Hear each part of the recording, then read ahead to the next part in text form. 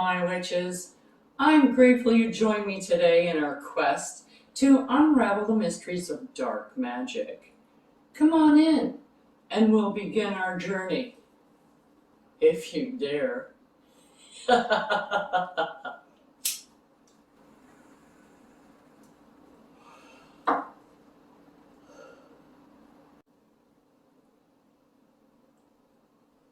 This is a friendly warning to those witches, regardless of your experience, that working with these types of energies can be more challenging and personally draining on your own energy. The deities, as well, on this side of the fence, tend to be a bit more demanding and less forgiving.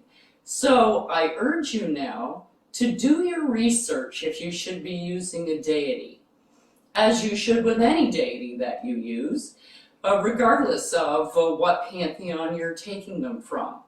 If you have any doubts or reservations or fears about anything that you see, I suggest that you wait until you feel more confident until you try one of these spells. So now that that's covered, let's play! Welcome, my witches. Alone here. I'm grateful you decided to join me today in our journey to shed some light on dark magic from my perspective and my experience. Come join me in the casting of curses, the making of mojo bags, and the preparation of poppets.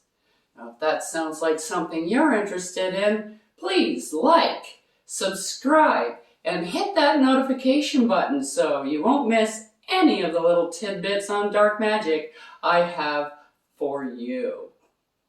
So, light your candles and let's begin.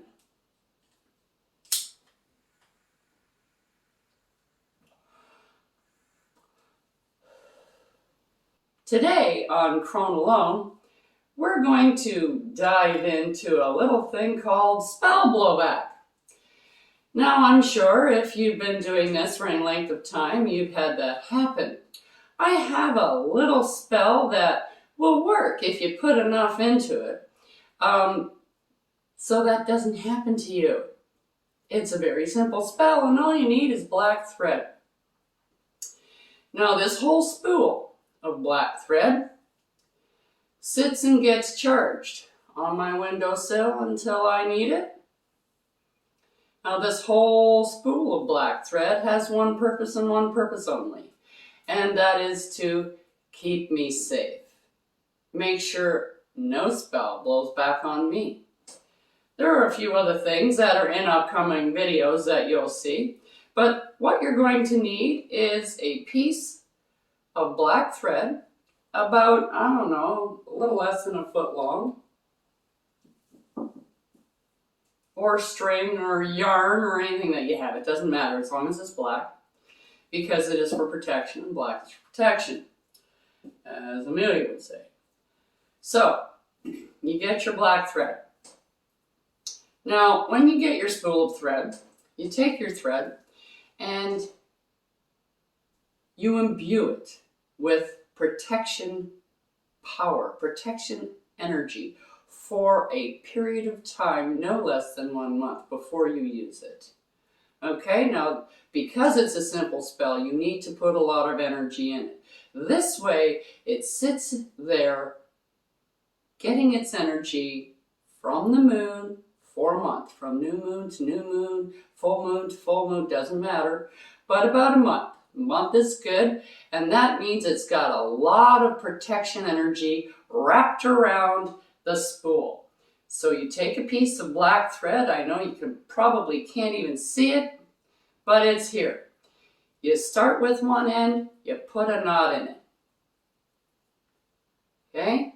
And when you say this knot, or when you're pulling the knot tight, you say, "By the power of 3, this spell is tied and knotted B, to cause no harm or return to me As I will, so mote it be. That's one knot. And you do 2 knots, a knot right next to it.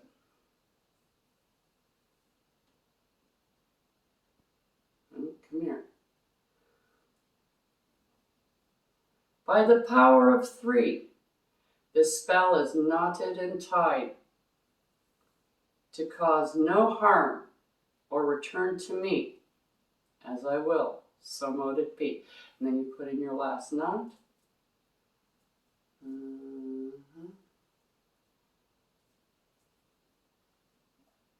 By the power of 3, this spell is tied and knotted be, to cause no harm or return to me. As I will, so mote it be. Now that you've got your tie, you put it on your altar that you're going to be using if you use an altar, or within your circle, or wherever you're going to be doing your spell. If you're going to be doing a cauldron spell, you can put it in your cauldron and burn it if you're burning things. You can also take it and wrap it around the base of your candle. Okay? If you're doing things like freezer spells or spells like that, of that nature, that you're going to put in the freezer or bury or something like that, you can always keep this on your altar. So you just take it and put it in a little container until your spell is done. If you have to go and dig something up, because some spells you put in the ground for 7 days and then you go and you take them up and okay, and then the spell is finished. This you need around until your spell is done. If your spell is going to be finished today, then this can go with your spell. If it's a spell that's going to take a month to do, this you need to keep around. This is kind of like your receipt when you buy something at the store and you go, well, I don't know if this is going to work, so I'm going to keep it and test it out for a little bit. I have 90 days. So you keep it. When your spell is done, then you can dispose of it. You can burn it, and you can use it as ash in the bottom of your cauldron for other spells, because the magic is still there. It is protection magic. It is positive energy. So you can use it for other things as well.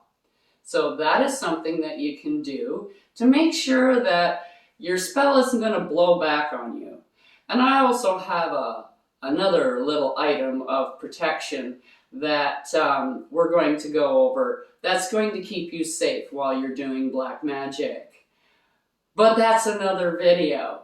So that means you have to like, subscribe, and hit that notification button so you don't miss it. But until then, be well, and blessed be my witches.